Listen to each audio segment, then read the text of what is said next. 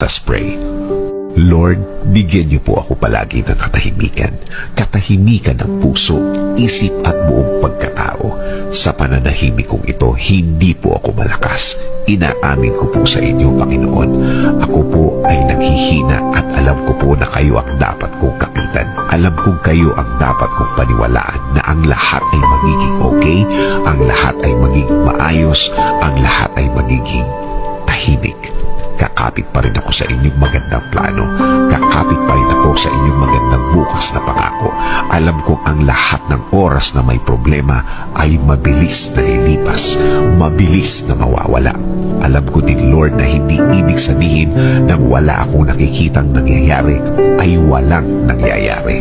Alam kong inumpisahan niyo na akong tulungan sa ibang mga bahagi ng aking problema.